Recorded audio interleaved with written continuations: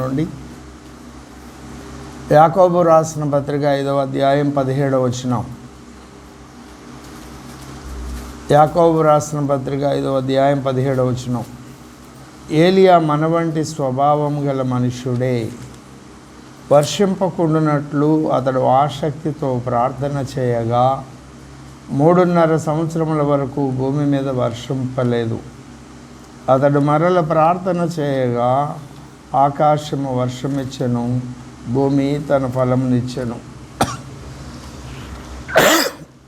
చిన్న మాట ప్రార్థన చేస్తాం. మా ప్రియ ప్రభువా, ఒక మాట మాకు నేర్పించండి. నీ దాసులను మట్టివాణ్ణు నా శరీర ప్రాణాత్మలు మీ వశం చేసుకొని మీ ఆత్మకార్యం నాయందు మా అందరి యందు మీ శైలిలో మీ స్థాయిలో జరిగించండి. అందుకు నన్ను అగ్నిలో పుట్టము వేయండి, మీ రక్తంలో పరిశుద్ధపరచండి. ఎందుకంటే నేను మీ రక్తమును ఆశ్రయించి మీ వద్దకు వచ్చి ఉన్నాను గనక నాకు సహాయం చేయండి, మాకు సహాయం చేయమని వేడుకుంటూ యేసుక్రీస్తు వారి దివ్య నామమున అడిగి వేడుకొని ప్రార్థన చేయుచున్నాం తండ్రి. ఆమేన్. ప్రభువునందు నాకు అత్యంత ప్రియమైన వారులారా, సంవత్సరములు జరుగుతూ ఉండగా దేవుడు తన కార్యాలను నూతనపరచాలి అని ప్రార్థన చేశారు. ఎవరైనా? హబక్కుకు ప్రార్థన చేశాడు. 3వ అధ్యాయము ప్రారంభ వచనం. ప్రవక్త యగు హబక్కుకు చేసిన ప్రార్థన. యెహోవా, నిన్ను గూర్చిన వార్త విని నేను భయపడుచున్నాను. యెహోవా, సంవత్సరములు జరుగుతూ ఉండగా నీ కార్యము నూతనపరచుము.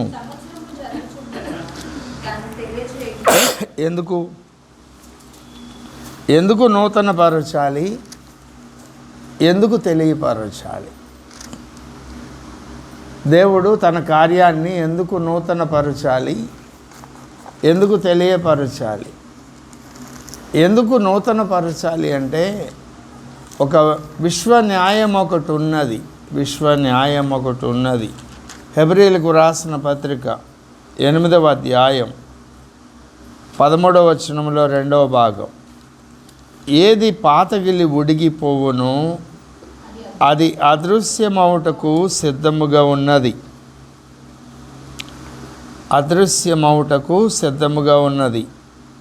అంటే అర్థమేమిటి?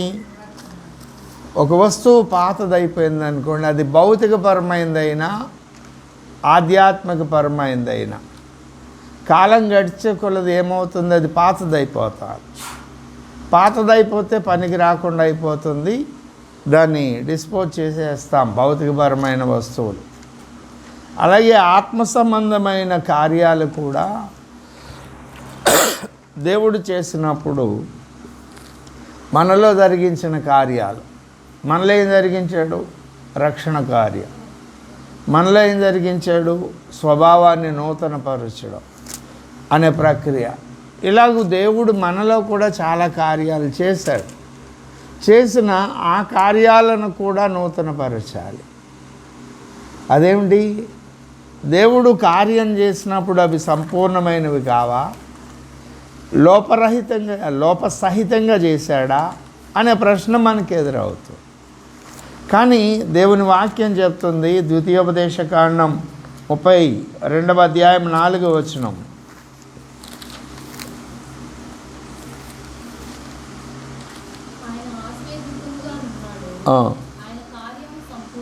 ఆయన కార్యము సంపూర్ణము. హెబ్రీయులకు రాసిన పత్రిక 4వ అధ్యాయము 3వ వచనం.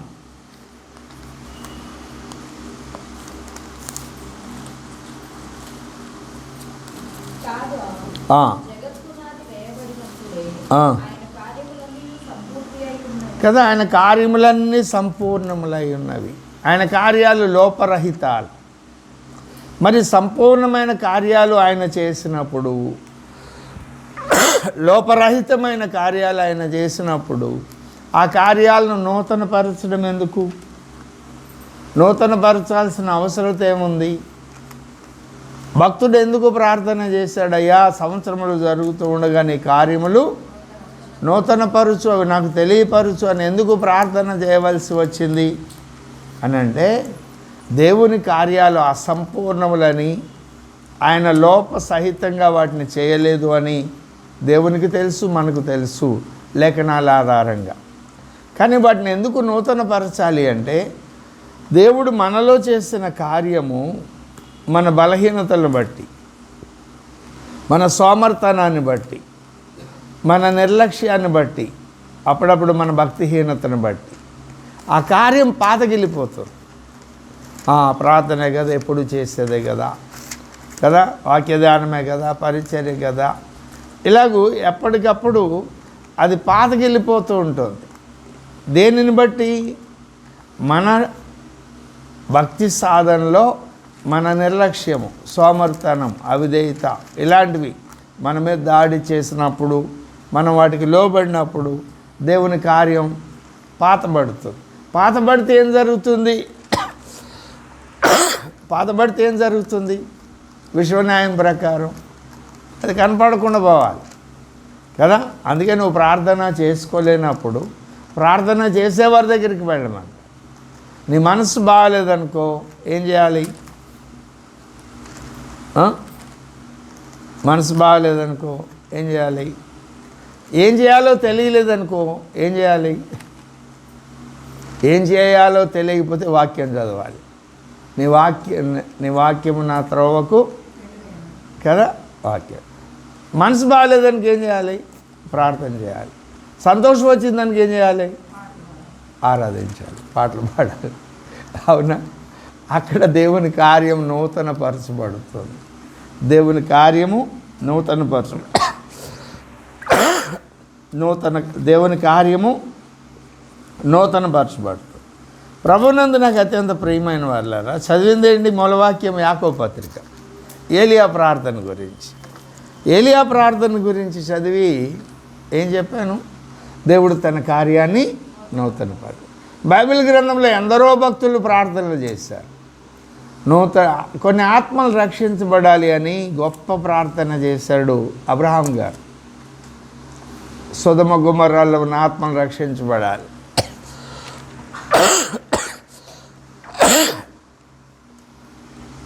ఇంకెందరో భక్తులు ఎన్నో ప్రార్థనలు చేశారు. దావీదు ప్రార్థన చేశాడు, అబ్రహాము ప్రార్థన చేశాడు, ఇసాకు ప్రార్థన చేశాడు, ఎబ్బోకురేవు దగ్గర ఆశీర్వాదం కొరకు యాకోబు ప్రార్థన చేశాడు. ఎందరో భక్తులు, యోనా ప్రార్థన చేశాడు సముద్ర గర్భంలో నుండి, యెషయా, యిర్మీయా భక్తులు అందరూ కూడా ప్రార్థన చేశారు. అవన్నీ మంచివే. అలాగే మన ముందు తరాల్లో ఉన్న భక్తులు ప్రార్థన చేశారు. మన సమకాలీన క్రైస్తవ సమాజంలో ఉన్న దేవభక్తులు, మనమంటే చిన్న వ్యక్తులం, చిన్న భక్తి సాధన మనది. కానీ పెద్ద పెద్ద సంఘాలను కట్టి ఆత్మలను రక్షించి దేవుని రాజ్య నిర్మాణంలో తమ వంతు పనిచేసిన భక్తులు ఎందరో, భక్సింగ్ గారు, ఫాక్స్ గారు, ప్రభుదాస్ గారు, ఎన్ దానియల్ గారు, బాంకే గారు, ఆస్వాల్డ్ స్మిత్ గారు, టిఎల్ ఆస్బర్న్ గారు, ఏసన్న గారు, మన ముందు తరాలు ఎందరో లెక్కకు మిక్కిలిగా ఉన్నారు భక్తులు. వాళ్ళందరూ కూడా ప్రార్థన చేశారు. దేని కొరకు ప్రార్థన చేశారు? ఆత్మలను సంపాదించడం కొరకు, లేకుంటే ప్రజల యొక్క అవసరతలు, రోగాల నుండో, ఆర్థిక ఇబ్బందుల నుండో, వ్యసనాల నుండో విడుదల పొందాలను గొప్ప గొప్ప ప్రార్థనలు చేశారు, గొప్ప గొప్ప పరిచర్యలు కట్టారు. అయితే ఇప్పుడు ఆ ప్రార్థనల కంటే ఒక ప్రత్యేకమైన ప్రార్థన ఇప్పుడు అత్యవసరమైనది క్రైస్తవ సార్వత్రిక సంఘానికి. మనం గత కొన్ని సంవత్సరాలుగా ప్రార్థన చేస్తున్నాం, అయితే కలిపి చేస్తున్నాం. మన ప్రార్థనలో ఖచ్చితంగా ఆ అంశాన్ని పలుకుతాం మనం. ఆ ప్రార్థన ఏలియా చేసిన ప్రార్థన, కర్మేలు పర్వతం దగ్గర ఏలియా చేసిన ప్రార్థన. ఏమిటి కర్మేలు పర్వతం దగ్గర ఏలియా చేసిన ప్రార్థన? 18:21 రాజుల మొదటి గ్రంథం. 2 తలంపుల మధ్య మీరు ఎన్నాళ్ళ వరకు తడబడతారు అని ఆ ప్రజలందరినీ పిలిచి 36వ వచనంలో, అయ్యా నేను చేయుచున్న కార్యములని నీ వలన నేను చేయుచున్నానని నీ ప్రజలు తెలుసుకున్నట్లుగా ఆకాశం నుండి అగ్నిని దింపు. ఎందుకు దింపాలి? 2 తలంపుల మధ్య తడబడుతున్నారు ప్రజలందరూ. కాబట్టి వారందరినీ ఒక తలంపు క్రిందకు తీసుకురావాలి. ఇది ఏలియా యొక్క దర్శనం, ఏలియా యొక్క భారం. అది ఏలియా యొక్క భారం. ఆ ప్రార్థన ఇప్పుడు అత్యవసరమై ఉన్నది సార్వత్రిక సంఘంలో. ఎందుకు అత్యవసరమై ఉంది? ఎందుకు అని అంటే, ఆనాడు ఏలియా ఉన్న కాలంలో ఇజ్రాయేలీ ప్రజల్లో ఎలాంటి పరిస్థితులు ఉన్నాయో ఈనాడు క్రైస్తవ సంఘములో, సార్వత్రిక క్రైస్తవ సంఘములో అలాంటి పరిస్థితులే ఉన్నాయి. కాబట్టి ఈ ప్రార్థన అత్యవసరమైనటువంటి ప్రార్థన. అక్కడ ఏకత్వం కొరకు ప్రార్థన చేశాడు, 2 తలంపుల మధ్య తడబడవద్దు అని. ఈనాడు క్రైస్తవ సార్వత్రిక సంఘంలో 2 కాదు, దాని పక్కన ఇంకో 2 సున్నాలు పెట్టినా అన్ని అభిప్రాయ భేదాలు ఉన్నాయి. అన్ని భిన్నాభిప్రాయాల మధ్య క్రైస్తవ సార్వత్రిక సంఘం చీలిపోయి ఉంది, పాడైపోయి ఉంది. ఎంతగా పాడైపోయిందంటే అన్య సమాజము క్రైస్తవ సహవాసాన్ని, క్రైస్తవ భక్తులను హేళన చేస్తుంది, అపహాస్యం చేస్తుంది. మాకు ఇన్ని కోట్ల మంది దేవతలు, దేవుళ్ళు, ప్రభువులు ఉంటే మేమందరం ఒక్కడిగా ఉన్నాం, మీకు ఒక్కడే దేవుడు, మీరేమో కోట్ల మందిగా విడిపోయారు, వేల మందిగా, లక్షల డినామినేషన్లుగా, వేల డినామినేషన్లుగా మీరు విడిపోయారు. ఏ 2 సేవకులు కలిసి ఉండరు. ఏం భక్తి అయ్యా మీ భక్తి, ఏం దేవుడయ్యా మీ దేవుడు? అపహాస్యం చేస్తుంది లోకము క్రైస్తవ సమాజాన్ని. ఎందుకు చేస్తుంది? కారణం దైవ ప్రత్యక్షత, వాక్య సారాంశ సత్యము అనే దైవ ప్రత్యక్షత అందరికీ కలగల. ఒక వాక్యాన్ని పట్టుకున్నాడు, అది సత్యం అంటున్నాడు. వాక్యము సత్యమే కానీ అది వాక్య సారాంశ సత్యం కాదు. ఆ వాక్యం వలన దొరికిన సత్యాన్ని పట్టుకొని అక్కడ ఆగిపోయాడు ఒక అతను. ఇంకో అతను ఇంకొక వాక్యం దగ్గర ఆగిపోయాడు, ఒకే అంశానికి సంబంధించి. ఇలా విభజన. సహోదరులు ఐక్యత కలిగి ఉంటే అది ఎంత మేలు, ఎంత మనోహరం అన్నాడు ఆత్మపూర్ణుడైన భక్తుడు. ఆ మేలును కీడుగా మార్చేసింది, ఐక్యతను పాడు చేసి యెజబెలును ఆత్మ. ఏలియా ఉన్నాడు అంటే అర్థం ఏమిటి? యెజబెలు ఉన్నారు అని అర్థం. యెజబెలు ఉన్నారు అంటే అర్థం ఏమిటి? ఏలియా కావాలి అని అర్థం. ఆనాడు యెజబెల్ అనే ఒక అక్షరార్థమైన స్త్రీ ఉంది ఆహబు భార్యగా. ఆమె వచ్చారు, రావడం ఎత్బయలు అనే పూజారి యొక్క, సిరియా రాజు యొక్క కుమార్తె బయలుదేవతలను తీసుకొచ్చి యెహోవా ప్రవక్తలను చంపించి వేసింది. యెహోవా బలిపీఠాలను కూలగొట్టించింది. అషారాదేవి బలిపీఠాలు కట్టించింది, బయలుకు బలిపీఠాలు కట్టించింది. బయలుకు 450 మంది ప్రవక్తలను అపాయింట్ చేసింది. అషారాదేవికి 400 మంది ప్రవక్తలను ఏర్పాటు చేసింది. వారికి రాజు యొక్క బొక్కసంలో నుండి జీతాలు ఇచ్చింది, పోషించింది. దేవుని ప్రవక్తలను, యెహోవా దేవుని ప్రవక్తలను చంపించి వేసింది. చిల్లంగితనము, జారత్వము, చోరత్వము, ఇలాగ యెజబెలు కార్యాలు ఇంచుమించు 18-20 ఉన్నాయి. ఆ కార్యాలన్నీ చేయడం మొదలుపెట్టింది. పంటలు పండుతున్నాయి, ఆకాశం వర్షిస్తుంది, సుభిక్షంగా ఉంది. ప్రజలందరూ అనుకుంటున్నారు, ఇదిగో మన రాజుగారు ఆరాధిస్తున్న బయలు కూడా మంచోడే, వర్షాన్ని కురిపిస్తున్నాడు, పంటలు పండిస్తున్నాడు, సమృద్ధి అయిన ఐశ్వర్యాన్ని ఇస్తున్నాడు. కాబట్టి యెహోవాయే బయలు అనే స్టేజ్కి వచ్చేసారు ఇజ్రాయేలీ ప్రజలు. ఈ దృశ్యమంతా చూశాడు ఏలియా అనే ఒక వ్యక్తి. ఎంతకాలం ప్రార్థన చేశాడో తెలియదు. ఈ సమస్య అతను గుర్తుపట్టినప్పుడు అతడు వెంటనే ఆహాబురాజు దగ్గరికి వెళ్ళలేదు, ప్రజల దగ్గరకు వెళ్ళలా, మోకరించి ప్రార్థన చేశాడు. అది మనం చదివిన మూలవాక్యంలోని అంశం. ఏలియా ఆసక్తితో ప్రార్థన చేయగా ఎంతకాలం ప్రార్థన చేశాడో తెలియదు. అయ్యా, నీ ప్రజలు 2 తలంపుల మధ్య తడబడుతున్నారు. బయలుదేవుడు, యెహోవా దేవుడు ఇద్దరు ఒకటే అంటున్నారు. ఇద్దరికీ పూజలు చేస్తున్నారు, ఆ పండగలు చేస్తున్నారు, ఈ పండగలు చేస్తున్నారు. నాకు అది నచ్చలేదు. నువ్వు ఒక్కడవే. వాళ్ళు అనేక మందిని ఆరాధిస్తున్నారు. నాకు వేదనగా ఉంది, బాధగా ఉంది. ఏడ్చాడు. ఎంతకాలం ఏడ్చాడు, ఎంతకాలం మొరపెట్టాడో తెలియదు.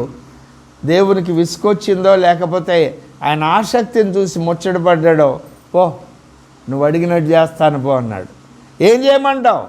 నేను చెప్తే వర్షం కురవాలి, నేను చెప్తే ఆగిపోవాలి. వాగ్దానాన్ని తీసుకున్నాడు. ఆ తర్వాత ఆహాబు దగ్గరికి వెళ్ళాడు. నేను ఎవరి సన్నిధిని నిలవబడి ఉన్నానో ఆ జీవము గల దేవుని మీద ఆనా అన్నాడు. 17వ అధ్యాయం ప్రారంభ వచనం. ఆహాబు సన్నిధిలో ఉండి దేవుని సన్నిధి అని చెప్తున్నాడంటే నేను ఎక్కడ ఉంటే అక్కడ దేవుని సన్నిధి ఉంది. దేవుని సన్నిధి ఉన్న చోటనే నేనుంటాను. అంతగా దేవుణ్ణి స్వతంత్రించుకున్నాడు ఆయన. చెప్పాడు, నేను చెప్పే వరకు మంచైనా వర్షమైనా కురవదన్నాడు. అక్కడ నుండి అదృశ్యుడయ్యాడు. కేరీతు వాగు దగ్గరికి వెళ్ళాడు. అక్కడ కొంతకాలం పోషించబడ్డాడు. వాగులో నీళ్ళు అయిపోయే పరిస్థితిలో యెజెబెలు సొంత దేశం తూరు సీదోన్ల ప్రాంతంలోకి వెళ్ళాడు. సారేపతు అనే ప్రాంతానికి. అక్కడ ఒక్క విధవరాలు, సారేపతు అనే విధవరాల దగ్గరికి ప్రభువు పంపాడు. వేరెవరి దగ్గరికి పంపలేదు ఏలియాని. అక్కడికి వెళ్ళాడు.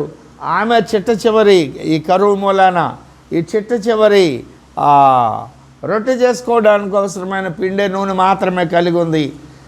ఏముందని అడిగాడు. చెప్పింది, అయ్యా నేను నా కొడుకు దీన్ని చచ్చిపోదాం అనుకుంటున్నామంటే ముందు నాకు పెట్టు అన్నాడు. ఆ తల్లి ఎందుకో ఆ ప్రవక్త మాటకు లోబడింది,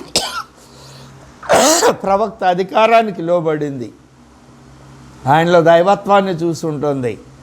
ఆ దినం మొదలుకొని ఏలియా అక్కడి నుండి వచ్చేదాకా, ఇంచుమించు వర్షం కురిసేదాకా ఆ పిండి పిసుకు తొట్టెలో పిండి అయిపోలేదు, నూనె బుడ్లో నూనె అయిపోలేదు. అక్కడి నుండి ప్రభు మాట్లాడారు. వీళ్ళు ఎదురు చూస్తున్నారు. ఇజ్రాయేలు రాజ్యపు ఆహాబు బృందం. ఇదిగో ఆయన ఏదో చెప్పాడు కానీ ఈ సంవత్సరం కురవబోతే వచ్చే సంవత్సరం కురుస్తుందిలే అని ఒక సంవత్సరం 2 ఏళ్ళు ఎదురు చూశారు, అవ్వలేదు.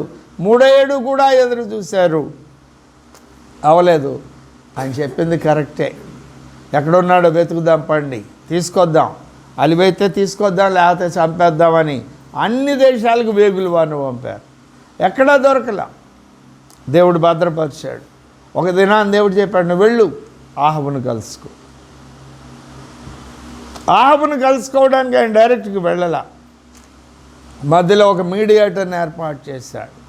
అతడు దేవభక్తి కలిగిన వాడు ఒబద్యా దగ్గరికి వెళ్ళి అడిగితే ఒబద్యా చెప్తాడు, అయ్యా నువ్వు వెళ్ళి ఆహాబును పిలువు అని ఏలియా చెప్తే, నేను వెళ్ళి చెప్తాను, మళ్ళీ వచ్చేటప్పటికి నువ్వు ఇక్కడ ఉండవు, ఆయనను చంపేస్తాడు. ఏలియా గురించి అంత స్పష్టంగా దేశ ప్రజలకు తెలుసు కాబట్టి కాదని ఒప్పించారు, వెళ్ళి తీసుకొచ్చారు. అప్పుడు ఒక నిబంధన చెప్తున్నాడు. ఏమని? 2 తలంపుల మధ్య తడబడ్డం ఎందుకు? రండి మనం తెలుసుకుందాం. మీరు 450, 400, 850 మంది ప్రవక్తలు ఉన్నారుగా, మీరు రండి, నేను వస్తాను. ఒక బలిపీఠాన్ని కట్టండి, మీరు 3 సార్లు దాన్ని నీళ్లతో నింపండి, తడపండి.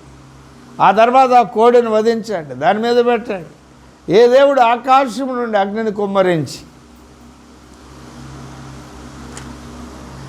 ఆ దహన బలిని స్వీకరిస్తాడో వారే నిజమైన దేవుడు. రూల్స్ అన్నీ ఈయనే పెట్టాడు, వాళ్ళు పెట్టలా. పిలిచింది ఈయనే, వాళ్ళు కాదు. ఇక్కడ కూడా పై చెయ్యిందే. దేవుడు తన సేవకుల్ని తలలాగా నిలవబెట్టాడు. ఆ తర్వాత వాళ్ళు వచ్చారు. 3 గంటల వరకు ఎన్నో ప్రయత్నాలు చేశారు. ఈయన అపహాస్యం చేశాడు. మీ దేవుడు నిద్రపోతున్నాడేమో, గట్టిగా కేకై, తలుపులు వేసుకున్నాడేమో, కొట్టు, నువ్వు గోలగోలు ఎగదాళి చేశాడు, అపహాస్యం చేశాడు. వాళ్ళు మా వల్ల కాదన్నారు. 3 గంటల వేళ వెళ్ళాడు. 3 సార్లు ఆయన కట్టిన బలిపీఠాన్ని 12 రాళ్లతో కట్టాడు. ఆ బలిపీఠం మీద కట్టెలు పేర్చాడు. కందకం తవ్వాడు, 3 సార్లు నీళ్లు పోశారు, కందకం నిండా నీళ్ళు యజ్ఞపశువుని పైన పెట్టి ఒక చిన్న ప్రార్థన 42 పదాలతో ఉన్న చిన్న ప్రార్థన చేశాడు. ఆకాశం నుండి అగ్ని దిగి వచ్చింది, దహించి వేసి అక్కడ ప్రజలందరూ కూడా ఏలియా ఏలియా దేవుడే రక్షకుడు అని కేకలు వేశారు. వాళ్ళందరినీ పట్టుకోమన్నాడు, వాళ్ళందరినీ పట్టుకున్నాడు. కిషోర్ బాగ్ దగ్గరికి వాళ్ళందరూ తీసుకొచ్చారు. ఈయనొక్కడే నరికి పడేశాడు మొత్తాన్ని. నరికింది ఒక్కడే, పట్టుకొచ్చింది అందరు. ఆ తర్వాత మరలా ప్రార్థన చేశాడు. కర్మేలు పర్వతం దగ్గర కాళ్ళు చాపుకొని మోకాళ్ళ మధ్య ముఖాన్ని పెట్టుకొని 7 మార్లు ప్రసవేదంతో కూడిన ప్రార్థన చేసినప్పుడు ఆకాశం అంత మేఘం వచ్చింది, ఆకాశాన్ని ఆవరించింది, వర్షం కురిసింది. ఇది ఏలియా యొక్క పరిచర్య. ఈనాడు క్రైస్తవ సమాజంలో వాక్యంలోని ఒక మాటను పట్టుకొని ఇది సత్యమని అక్కడి వరకు ఆగిపోయి అనేక డినామినేషన్లు కట్టుకున్నారు. ఆత్మను రక్షిస్తున్నారు, దేవుని రాజ్యాన్ని కడుతున్నారు, దేవుని సంఘాలు కడుతూ ఉన్నారు. ఆనాడు అక్షరార్థంగా బయలు ప్రవక్తలను, అషారాదేవి ప్రవక్తలను యెజబెలు పోషించింది. ఆమె కాలం అయిపోయింది. యెజబెలు యెహూ చేత చంపబడింది. ఎలా చంపబడింది? యెహూ యవనస్తుడైన వ్యక్తి రాజుగా అభిషేకించబడ్డాడు ఇజ్రాయేలీల మీద.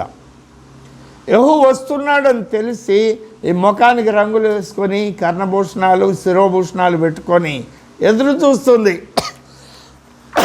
దాని పని జారత్వం. ఆ కోట దగ్గరికి వచ్చినాక పైకి చూశాడేమో, కనపడింది. యెహోవా పక్షంగా ఉన్నవాళ్ళు ఎవరు, నా పక్షంగా ఉన్నవాళ్ళు ఎవరని కేకేశాడు. ఉన్నోళ్ళు చూశారు, దాన్ని కిందకి దోసేయండి అన్నాడు. కిందకి దోసేశారు. ఆమెను గురించిన ప్రవచనం, ఆ గుర్రాలు వచ్చి తొక్కిన యెహూ గుర్రాలు ఎంతగా తొక్కేసినాయి అంటే చితక తొక్కేసి చనిపోయింది. లోపలికి వెళ్ళాడు. లోపలికి వెళ్ళినా కొద్దిసేపు ఉండి ఆలోచించుకున్నాడు, ఎంతైనా రాణి బతికింది కదా, ఆమెను తీసుకువెళ్ళి సమాచేయమని అక్కడ ఉన్న వాళ్ళకి చెప్పాడు. వెళ్ళేటప్పుడు కుక్కలు తినేసిన కపాలము చేతులు తప్ప ఇంకేం లేవు. యెజబెలు చనిపోయింది, కానీ యెజబెల్లో ఉన్న ఆత్మ చనిపోలా. ఆత్మ ఏం చేస్తుంది? ప్రకటన గ్రంథం 2వ అధ్యాయం 20వ వచనం.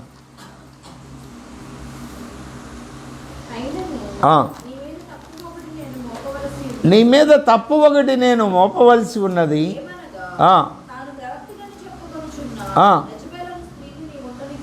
ఉండనిచ్చుచున్నావు తుయతైరా సంగమా, నువ్వు ఉండనిచ్చుచున్నావు.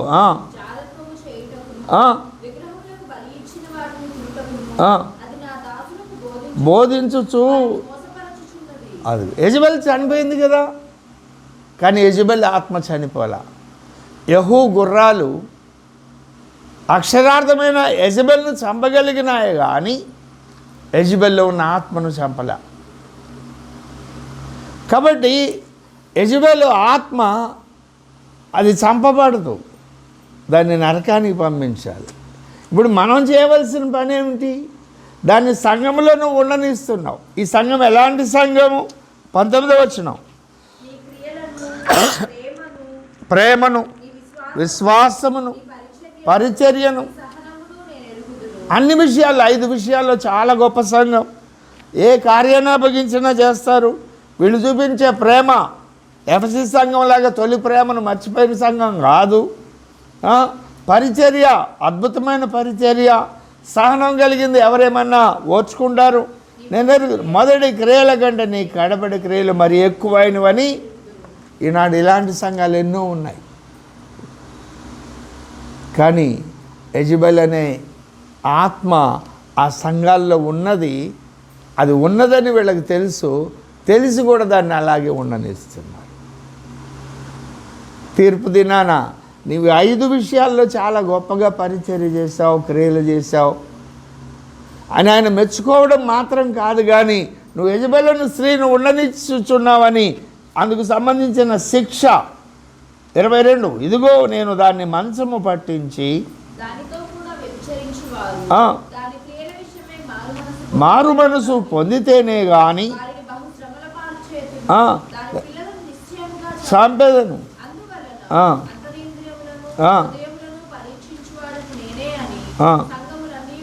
అది శిక్షిస్తా. నువ్వు ఎంత గొప్ప పరిచర్య చేసినా, ఎంత నమ్మకంగా పరిచర్య చేసినా, ఎంత ప్రేమ చూపించినా, ఎంత సహనాన్ని చూపించినా, నువ్వు ఎలాంటి విశ్వాసాన్ని కనపరిచినా, యెజబెలు ఆత్మను, యెజబెలు క్రియలను దేవుని సంఘంలో ఉండనిస్తే దేవుడు అంగీకరించడం లేదు. దేవుడు అంగీకరించు. కాబట్టి ఆనాడు ఏలియా దేని కొరకు ప్రార్థన చేశాడు?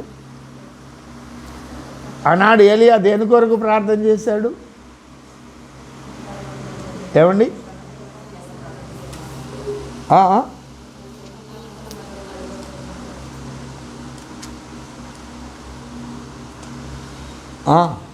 ఏలియా దేని కొరకు ప్రార్థన చేశాడు? మీరేమంటున్నారు?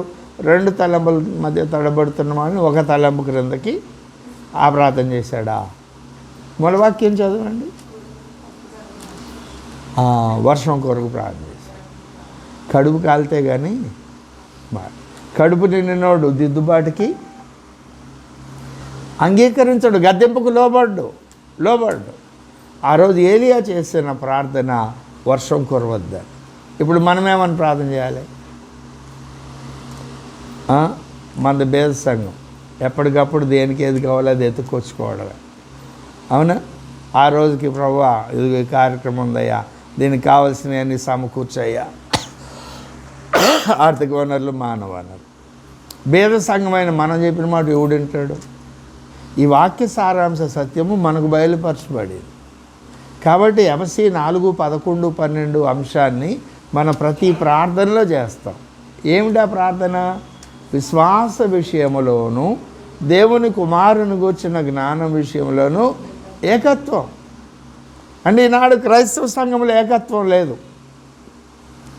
యోహాను సువార్త 17:17 నీ వాక్యము సత్యము, నీవు నాకు ఇచ్చిన వారిని సత్యమునందు ప్రతిష్ఠించు అని ప్రార్థన చేశాడు యేసయ్య. అది నెరవేర్లా. 21వ వచనంలో నీవు నేను ఏకమై ఉన్నలాగున నువ్వు నాకు ఇచ్చిన వీరును నేను ఏకమై ఉండాలని ప్రార్థన చేశాడు. అది కూడా నెరవేర్లా.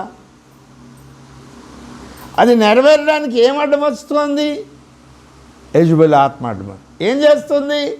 ఈయనకో సత్యం బయలుపడేటట్టు చేసి కళ్ళు మూసేస్తుంది, ఆయనకో సత్యం బయలుపరచబడేటట్టు చేసి కళ్ళు మూసేస్తుంది. వీడు నా సత్యం అంటున్నాడు, వాడు నా సత్యం అంటున్నాడు. వీళ్ళిద్దరు ద్వేషించుకున్నారు. ఇద్దరు పరిశుద్ధులే, ఇద్దరు నీతిమంతులే, ఇద్దరు ఆత్మను సంపాదిస్తున్నారు, దేవుని రాజ్యాన్ని కడుతున్నారు. కానీ ఐక్యత లేదు. ఐక్యత లేకపోతే అక్కడ ఆశీర్వాదం లేదు, శాశ్వత జీవం లేదు, శాశ్వత జీవం లేదు. ఇప్పుడు వాళ్ళు ఎందుకు ఒకటి మాట ఒకటి వినడం లేదు? ఈ డినామినేషన్ల వాళ్ళు, ఆ యెజబెలు ఆత్మ వాళ్ళని పోషిస్తుంది. పెద్ద పెద్ద సంఘాలు ఎవరైతే వాళ్ళు చెప్తే క్రైస్తవ సమాజం వింటుంది అని నమ్ముతున్నారో అలాంటి పలుకుబడి పెద్దతనం కలిగిన వాళ్ళు ఇలాంటి విషయాల గురించి మాట్లాడు. ఈ సంవత్సరం ఆకాశ వర్ష జలం కురిపించి నీ లోట్లన్నీ పూర్తి చేస్తుంది, నీ ప్రతి అవసరత తీరుస్తుంది, నువ్వు సంపన్నంగా ఉంటావు, సుఖంగా ఉంటావు. ఇలాంటి వాగ్దానాలే సంవత్సరం అంతా. ప్రతి సంవత్సరం ఇలాంటి వాగ్దానాలే. పరిశుద్ధులకు ఒక్కసారి అప్పగింపబడిన బోధ నిమిత్తం పోరాడాలి అని ఎంతమంది చెబుతున్నారు? సత్యమునకు సాక్ష్యంగా ఉండడానికి నేను వచ్చాను, నేను సత్య సాక్షిని. మీరు నా స్వరూపంలో మార్చబడితే మీరు కూడా సత్యానికి సాక్షులుగా ఉండాలి. ఎంతమంది ఆ పని చేయగలుగుతున్నారు? సత్య విషయమైన ప్రేమను ఎంతమంది అవలంబిస్తున్నారు? ఎందుకని? కోట్ల రూపాయల ఆస్తులు ఉన్నాయి, కోట్ల రూపాయల విలువైన మందిరాలు ఉన్నాయి, వేల మంది, వందల మంది విశ్వాసులు ఉన్నారు. వాళ్ళ వాదన ఏమిటి? మేమే గనక దేవునికి ప్రీతికరమైన సేవ చేయకపోతే మా దగ్గరికి దేవుడు ఇన్ని ఆత్మలను ఎందుకు ఇస్తాడు? ఇంత డబ్బు ఎందుకు ఇస్తాడు? ఇంత అధికారాన్ని ఎందుకు ఇస్తాడు? మేము గవర్నమెంట్లో కూడా ఒక మాట చెప్తే ఏ పనైనా మాకు అయిపోతుంది అనే పరిస్థితులు మాకు ఎందుకు ఇస్తాడు? వాస్తవమే అవన్నీ. మనలాంటి బీద సేవకులు చెప్తే ఎవడేండు. అటువంటిప్పుడు మనం ఏం చేయాలి చెప్పండి? అక్కడేంటి స్విచ్ ఆఫ్ చేసింది? ఇప్పుడు మనమే ఏ స్విచ్ ఆఫ్ చేయాలి? ఆఫ్ చేయమని ప్రార్థన చేయాలి. ఇప్పుడు ఆ సేవకులందరూ, ఈ డినామినేషన్ల వాళ్ళు, పెద్దవాళ్ళందరూ పరిశుద్ధులు కాదా? పరిశుద్ధులు, యథార్థవంతులు, నీతిమంతులు, నీతిపరులు, దేవుని రాజ్యాన్ని కడుతున్నవారు, దేవుని రాజ్యాన్ని కడుతున్నవారు, సంఘాలు విస్తరిస్తున్నవారు, సంఘాలకు సహాయం చేస్తారు. అవసరమైతే మందిరాలు కట్టుకోవడానికి పేద సేవకులకు కానుకలు ఇచ్చే సేవకులు కూడా ఉన్నారు. అన్నీ కరెక్టే, కానీ బోధ నిమిత్తం మాట్లాడరే. ఎందుకు మాట్లాడడంలా? దేవుడు మమ్మల్ని ఆశీర్వదించాడు, దానికి ఎదుగో ఈ సామ్రాజ్యమే. ఇప్పుడు మనమేం ప్రార్థన చేయాలి? మనం చేయకపోతే వచ్చే నష్టం ఏంటి? మనకు తెలిసిందిగా వాక్య సారాంశ సత్యం. మనం వాక్య సారాంశ సత్యంలో ఉన్నాం. యెజబెలు ఆలోచన దాన్ని వస్తే వెంటనే పరిశీలిస్తున్నాం. అది యెజబెలు కార్యం అని తెలిస్తే దాన్ని ఖండిస్తున్నాం, తీసేస్తున్నాం, పారదోలుతున్నాం. మనం వెళ్ళినప్పుడు మనకేం తీర్పు ఉండదు కదా. మనం ఎందుకు వాళ్ళ గురించి ప్రార్థన చేయాలి? అవునా? ఎందుకు చేయాలి అంటే ఈ ఐక్యత వస్తేనే ప్రభు వస్తానని చెప్పాడు. మనం ప్రభు రాకడ కొరకు ఎదురు చూస్తున్నాం. ఆయన రావాలి అంటే వీళ్ళందరి మధ్య ఐక్యత రావాలి. అక్కడ పెట్టాడు వాళ్ళకి మనకి సంబంధాన్ని. అపోస్తలుల కార్యముల గ్రంథం 3వ అధ్యాయం 21వ వచనం.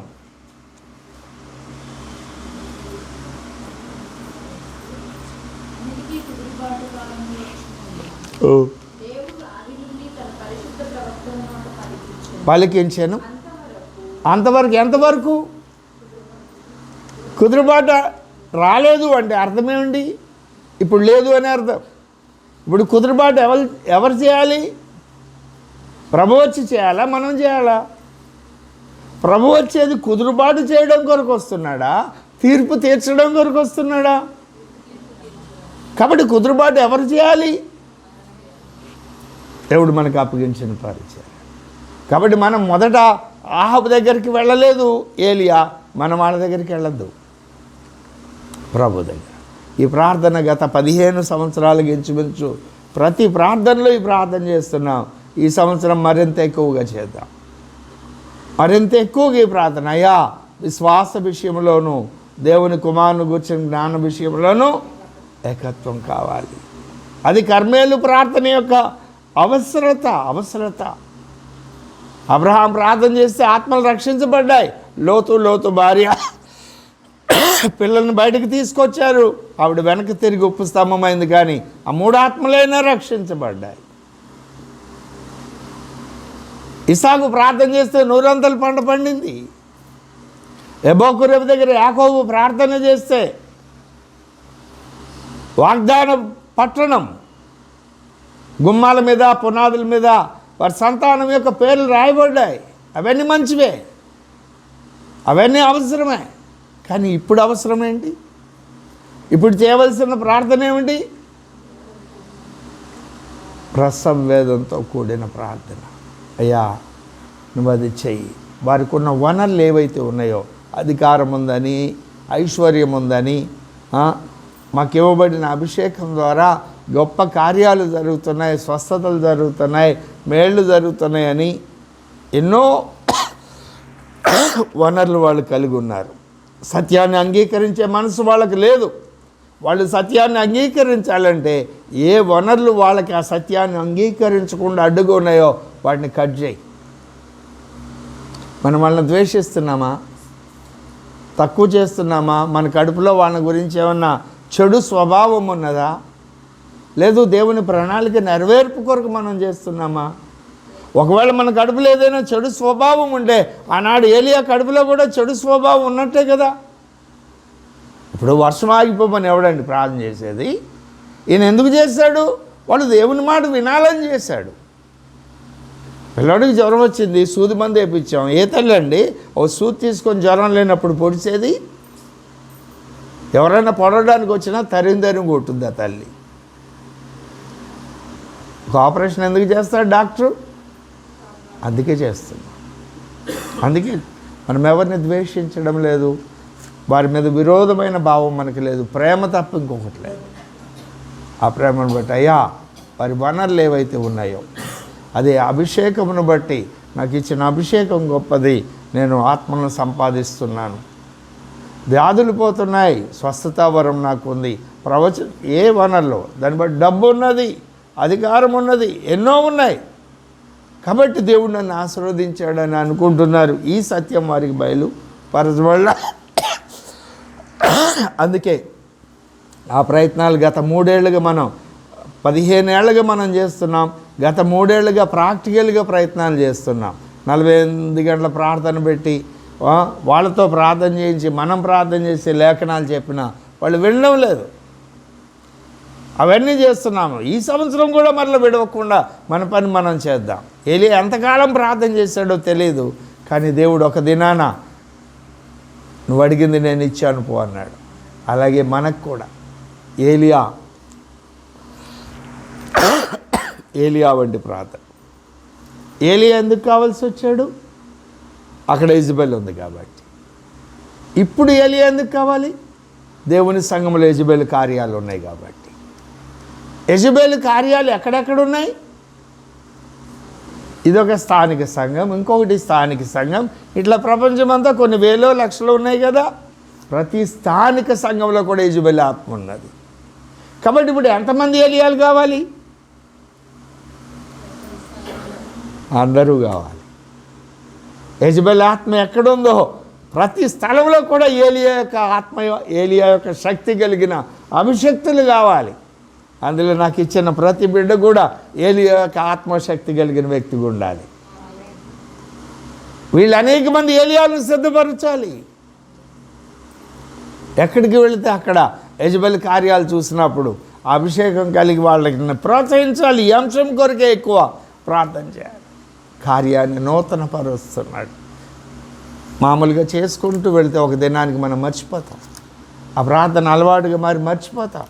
కానీ ఈ సంవత్సరం దాని పట్ల మరింత భారం కలిగి ప్రార్థన చేస్తూ మనం ఎక్కడైతే యెజబెల్ యొక్క క్రియలు కనపడుతున్నాయో అక్కడ వాటిని ఖండించడం, వాటిని గురించి మాట్లాడడం. ఎందుకంటే ప్రార్థన చేశాం కనుక మనకు అవకాశం వస్తే మాట్లాడదాం, ప్రకటించుదాం దానికోసం.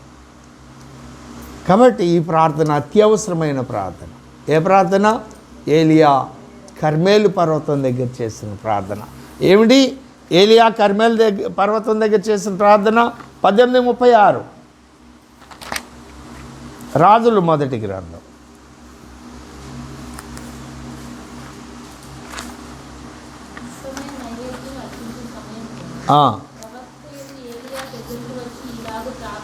ఇలాగూ ప్రార్థన చేశాను, యెహోవా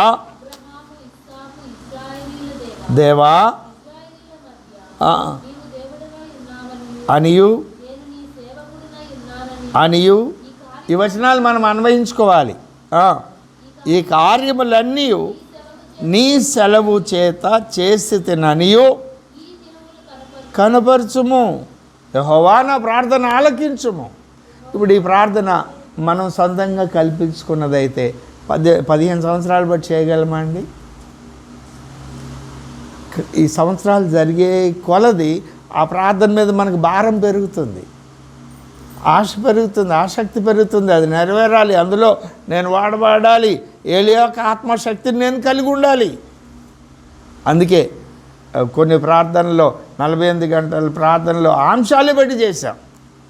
ఆ భారం ఉండబట్టే, ఎందుకంటే ఆయన నూతన పరుస్తున్నాడు.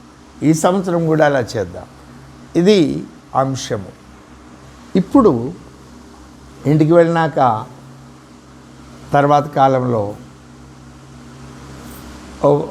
ఒక వర్క్ చేయండి, హోంవర్క్ లాగా. యెజబెల్ ఆత్మ యొక్క లక్షణాలేంటి? యెజబెల్ ఆత్మ యొక్క లక్షణాలేమిటి కదా? మొట్టమొదటిగా బయలును ఆరాధించడం, విగ్రహాలను ఆరాధించడం. రెండవదిగా బయలుకు బలిపీఠాలు కట్టడం. మూడవదిగా యెహోవా బలిపీఠాలను పడగొట్టడం. నాలుగవదిగా యెహోవా ప్రవక్తలను చంపేయడం. యెహోవా ప్రవక్తలను చంపేయడం, బయలు ప్రవక్తలను, అబద్ధ ప్రవక్తలను పోషించడం. చూడండి, ఈ ప్రాస్పరిటీ గాస్పుల్ చెప్పే సేవకుల దగ్గరికి అన్యులు కూడా ఆ పండగ రోజు వచ్చి, పాస్టర్ గారు ఏం అవసరం ఉంది, అటు ఇటు చూస్తారు. ఏం అవసరం ఉంది, ఇది సరిపోలేదండి, పెద్ద హాల్ చేద్దాం అనుకున్నాం. అలాగా అయితే ఈ పని నేను చేస్తానులే. ఒక అధికారో రాజకీయ నాయకుడో వస్తారు, ఆ పని నేను చేస్తాలే అంటారు. ఇక ఆయన పేరు ఇక్కడ ప్రకటిస్తారు కదా, ఆయన ఘనత రావాలి. మనుషులకు ఘనత వచ్చే పని చేసేది ఎవరు? యెజబెలు ఆత్మ. ఇలాంటిదే కదా జరుగుతుంది. మీకు స్వస్థత జరిగింది, దేవుని పరిచర్య ఎంత ఉంది, హాస్పిటల్ అంత ఖర్చు అవుతుంది, ఇక్కడెవరా? ఆ దేవుని ఆత్మనా, యెజబెలు ఆత్మనా? తర్వాత జారత్వము, చిల్లంగితనము, సమాధానము లేని పరిస్థితి. రాజుల 2వ గ్రంథం 9వ అధ్యాయం 22వ వచనం కదా. దేవుని దృష్టికి కీడు చేయడం, విగ్రహాలకు బలి ఇచ్చిన వాటిని తినడం, ప్రకటన 2:20. దేవుని దాసులను మోసపరచడం, ప్రకటన 2:20. తర్వాత మొఖాలకు రంగులేసుకోవడం, పిచ్చి పిచ్చి అలంకరణలన్నీ చేసుకోవడం. రాజుల 2వ గ్రంథం 9వ అధ్యాయంలో ఉంటాయి అవి. తర్వాత దానికి మారుమనసు పొందే అవకాశం ఇచ్చిన వాళ్ళు మారుమనసు పొందకపోవడం. ప్రకటన 9, 20, 21, 16వ అధ్యాయం 9వ వచనం, 11వ వచనం. నువ్వు ఎన్నిసార్లు హెచ్చరించినా విగ్రహాలను విడిచిపెట్టరు. నరహత్యలు, మాయామంత్రాలు, జారత్వం, ఇందాక చెప్పాను, చోరత్వం, పోకిరీ చేష్టలు. విగ్రహాలు ఉంటే అన్నీ ఉంటాయి. సుఖభోగాలు ఈ లోకంలో, అక్రమ క్రియలు, యెహెజ్కేలు గ్రంథం 18:30-32. ఐక్యత లేకుండా చేయడం, ఇవి యెజబెలు క్రియలు. యెజబెల్తో ఉన్న ఆహాబు, వాళ్ళిద్దరూ ఒకటే కదా. దేవతా స్తంభాలు చేయించడం, నక్షత్రాలకు మొక్కడం. ఉన్నారా రిటైర్డ్ బ్యాచ్? లైట్ వేయంగానే జేబులో ఉన్న ఫోటో తీసుకొని ముద్దు పెట్టుకొని ఇట్ట అనుకోవడం, సూర్యుడిని చూసి, నెలవంకను చూసి, అటడి చూస్తే ఏమన్నాడు? యోబు గ్రంథంలో 31వ అధ్యాయం 24-27లో వేషధారి అన్నాడు. అవి పనికిరావని కొలిసి 2:18లో చెప్పాడు. అలా చేసిన ఆహాబు సంతానం అంతా నశించిపోయింది, ఒక్కడు కూడా లేరు. యోగ్యులను చంపేయడం ఆహాబు.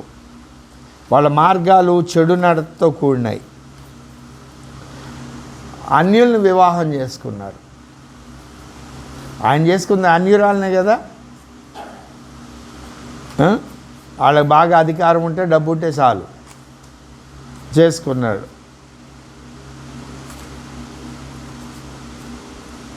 అబద్ధ ప్రవక్తలను నమ్మడం. దేవుని ప్రవక్తని తెలుసు వాళ్ళకు, వాళ్ళు గౌరవించరు, చెరసాల్లో బంధిస్తారు మికాయాని. ఇది ఆహాబు యొక్క లక్షణాలు. ఇంచుమించు 20 కంటే ఎక్కువ లక్షణాలు.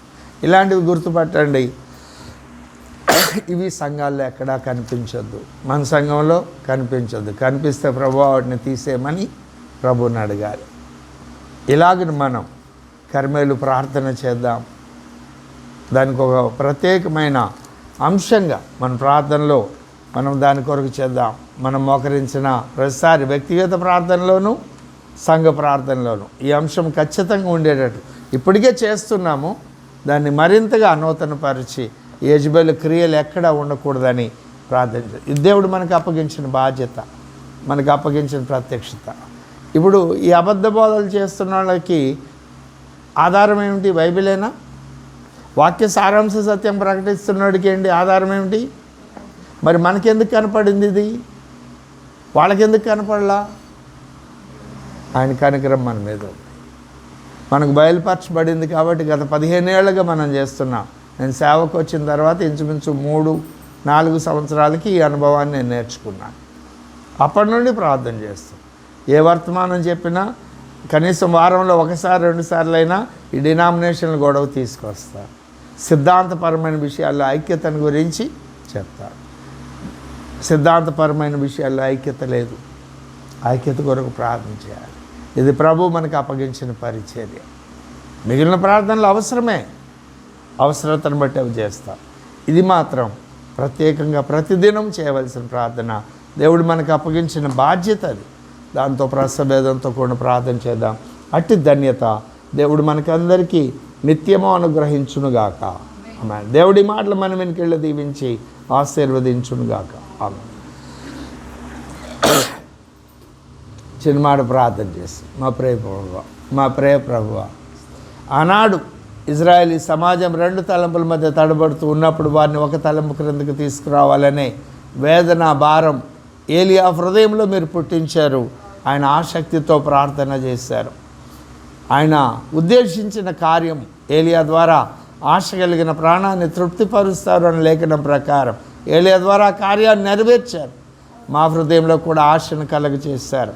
దాన్ని నెరవేర్పు కొరకు ప్రార్థన చేస్తున్నాం గత కొన్ని సంవత్సరాలుగా. నాయనా, ఆ నెరవేర్పు మా ద్వారా జరిగించండి. మేమే ప్రజలను ఐక్యతలోకి తీసుకురావాలని మీరు ఉద్దేశించారో ఆ సార్వత్రిక సంఘంలోని ఆ ప్రజలందరినూ అయ్యా మా ద్వారా మీరు ఐక్యతలోకి తీసుకురావాలని ఉద్దేశించిన ప్రతి సంఘాన్ని, ప్రతి విశ్వాసిని ఒకే ఐక్యతలోనికి తీసుకురావడానికి మమ్మల్ని వాడుకోనండి. ప్రభు వల్ల వారానికా నెలకా అన్నప్పుడు అందరూ ఒకే అభిప్రాయం. ప్రభు రాకడ శ్రమలకు ముందా, మధ్యలోనా, చివరిలోనా అన్నప్పుడు అందరిది ఒకే అభిప్రాయం. వరాలు ఉన్నాయా లేవా అన్నప్పుడు ఒకే అభిప్రాయం. ఇలాగ ఒక్క అభిప్రాయం మీదకి మమ్మల్ని తీసుకురండి అయ్యా. సార్వత్రిక సంఘంలోని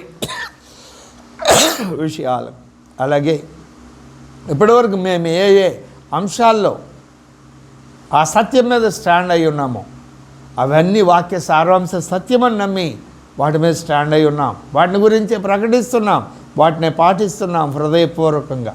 ఒకవేళ వాటిల్లో ఏదైనా వాక్య సారాంశ సత్యానికి భిన్నంగా ఉంటే మాకు తెలియపరచండి. మార్చుకోవడానికి, మారుమనసు పొందడానికి మాకు సహాయం చేయండి. ఈ సన్నిధిలో మీరు ఆకళ్ళు ఎత్తబడే వధువు సంఘంలోని మహిమ కలిగిన భాగంగా మేము ఉండాలి. ఏలియాను సజీవంగా పరలోకానికి తీసుకువెళ్ళారు. మేము కూడా సజీవంగానే ఎత్తబడాలని ఆశపడుతున్నాం. అనగా మేము బ్రతుకున్న కాలంలోనే మీరు అక్కడ రావాలని ఆశపడుతున్నాం. ఆ లోపే ఈ కార్యక్రమం మేము పూర్తి చేయాలి. మాకు అప్పగించిన పని మేము నమ్మకంగా చేయాలి. అటు ధన్యతను మాకు వరంగా దయచేయమని వేడుకుంటూ యేసుక్రీస్తు వారి దివ్యనామమున అడిగి వేడుకొని ప్రార్థన చేయుచున్నాం తండ్రి. ఆమేన్. తండ్రి యొక్క శాశ్వతమైన ప్రేమ, కుమారుని యొక్క శాశ్వతమైన కృప, పరిశుద్ధాత్మదేవుని యొక్క అన్యోన్యము మనోహరమైన సహవాసం చేరుకుడిన మనకు ఈ లోకంలో ఉన్న సకల పరిశుద్ధులందరికీ సదాకాలం తోడై ఉండునుగాక. ఆమేన్. ఆమేన్. అందరికీ వందనాలు.